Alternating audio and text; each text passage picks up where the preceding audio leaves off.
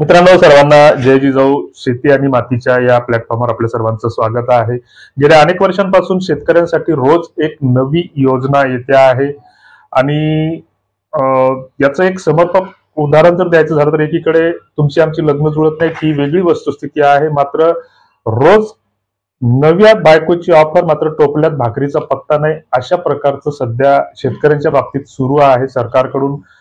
शेतकरी सशक्तीकरण अभियान गावामध्ये सुरू होतं. गावात मोठमोठाली बॅनर लागतात, भिंती रंगतात आणि शेतकऱ्यांना आता सर्व मदतीसाठी एकच ओळखपत्र मिळणार, म्हणजे ज्याला शेतकरी ओळखपत्र किंवा किसान कार्ड किंवा फार्मर आयडी या नावानं हे ओळखपत्र शेतकऱ्यांनी काढावं आणि त्याच्यासाठी एका वेबसाईटची पोर्टलची निर्मिती केलेली आहे.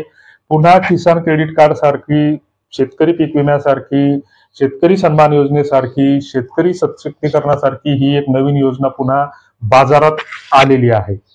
तर ही योजना नेमकी काय आहे याची आपण सविस्तर माहिती तर घेणारच आहोत. मात्र गावात नेते येतात, सरकारी अधिकारी येतात, मोठमोठाले भाषणं देतात, शेतकऱ्यांच्या सशक्तीकरणाच्या सबलीकरणाच्या गोष्टी करतात.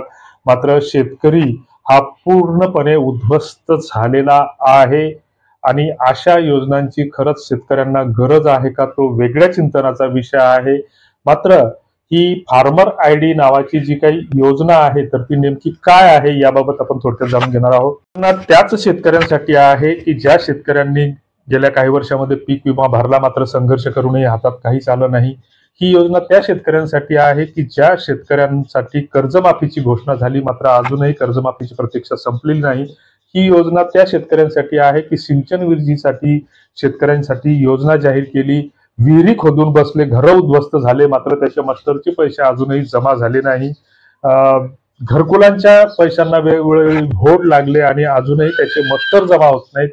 ही योजना त्या शेतकऱ्यांसाठी आहे की ज्यांना रोजगार हमी योजनेचं गाजर दिलं.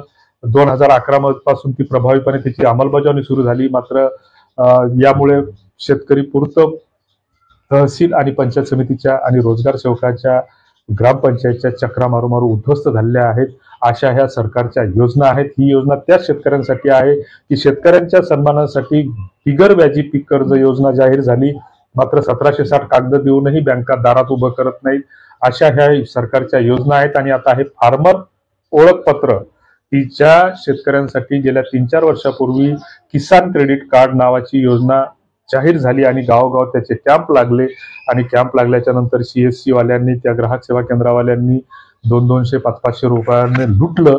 वेळ गेला, पैसे गेले, श्रम गेले आणि हातामध्ये काहीच पडलं नाही. अशा ह्या सरकारच्या वांझोट्या योजनांची ही चर्चा आपण यातून करणार आहोत. आता सरकारने जाहीर केलेल्या या योजनेनुसार सर्व शेतकऱ्यांसाठी आता फार्मर आयडी बनवणे बंधनकारक करण्यात आलं असल्याचं म्हटलं आहे. त्याच्यासाठी एक नवीन पोर्टलची सुद्धा फार्मस्टॅक ॲग्रीस्टॅक नावाच्या पोर्टलची सुरुवात सुद्धा करण्यात आलेली आहे.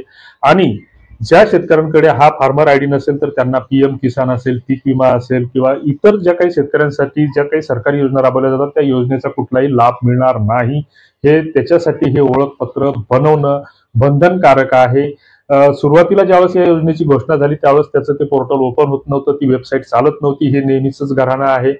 आणि अशा स्थितीमध्ये आता पुन्हा शेतकरी आपल्या तुरी बडवायचं सोडून त्या ग्राहक सेवा केंद्रावर किंवा त्या ऑनलाईन सेंटरवर लांगा लावून बसलेले आहेत. ही एक वस्तुस्थिती आहे. म्हणजे शेतात आलेला माल हा घरात आणायचा सोडून त्याच्यासाठी जी काही 31 जानेवारीची डेडलाईन सरकारकडून दिलेली आहे त्याच्यानंतर त्याच्या तारखाही वाढतील. मात्र प्रसार माध्यमांनी या तारखेच्या आतच ही ओळखपत्र बनवली पाहिजेत, नाहीतर अन्यथा तुम्हाला लाभ मिळणार नाही असं सांगितलं जातंय. त्या ई-स्टॅक पोर्टलवर तुम्हाला जे काही ॲग्रीस्टॅक नावाचं जे काही पोर्टल आहे तर त्या पोर्टलवर जाऊन फार्मर न्यू रजिस्ट्रेशन नावाचं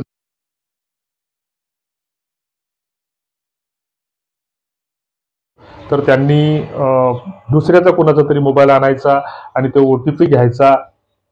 1760 ह्या भानगडी केल्याच्या नंतर ही तुमची माहिती त्याच्यामध्ये त्या पोर्टलमध्ये नोंदवली जाणार आणि तुमचं एक ओळखपत्र त्याच्यातून डाउनलोड होणार.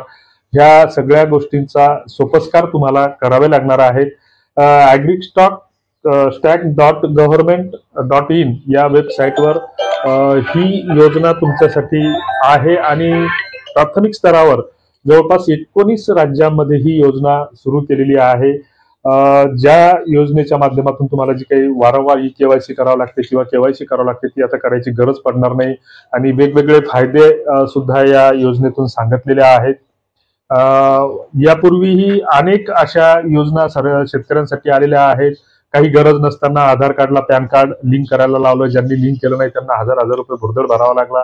अशा अनेक गोष्टी आहेत.